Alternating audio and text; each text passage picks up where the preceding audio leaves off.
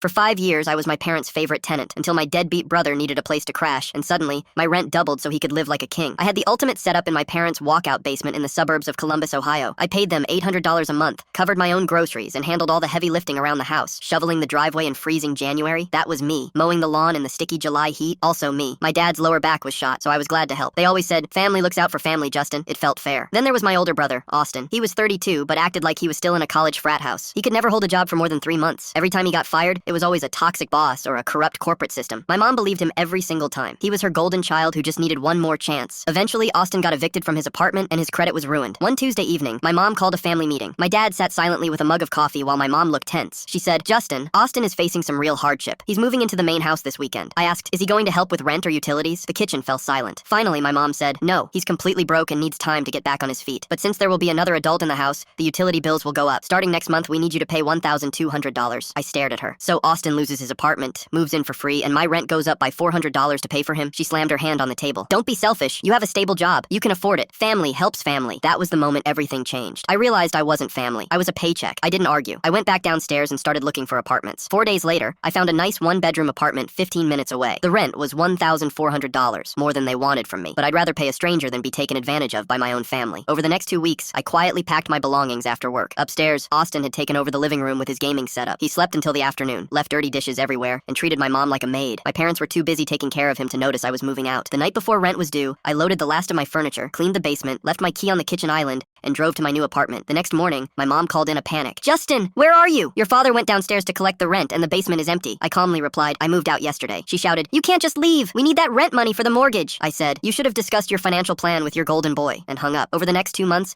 everyone suddenly remembered my phone number. My dad admitted they were running out of money. Austin texted asking for gas money. My mom left emotional voicemails saying I was destroying the family. I ignored them all. 3 months later, I met my dad for lunch. He looked exhausted. He admitted Austin hadn't looked for a job once. Instead, he convinced my mom to let him use her emergency credit card for necessities, which turned out to be expensive takeout, prime rib dinners, and online sports betting. The electric bill doubled because he kept the air conditioner set to 65 degrees all day. My dad admitted my mom was now afraid to kick him out because of his explosive tantrums. A few weeks later, Austin exploded after my dad canceled the credit card. He screamed at my mom, called her a terrible mother, grabbed his gaming equipment, and left to stay with a friend. But the damage was done. My parents were buried in credit card debt. Their savings were gone, and they could no longer afford the mortgage. The following spring, they were forced to sell the family home they had owned for 25 years and move into a small condo. A week before closing, my mom called one last time. She quietly said, "Justin, we're moving into a 2-bedroom condo. We were wondering if you'd move into the second bedroom and help us with the rent." I looked around my peaceful apartment and replied, "Sorry, Mom, but family looks out for family. Right now, I have to look out for myself."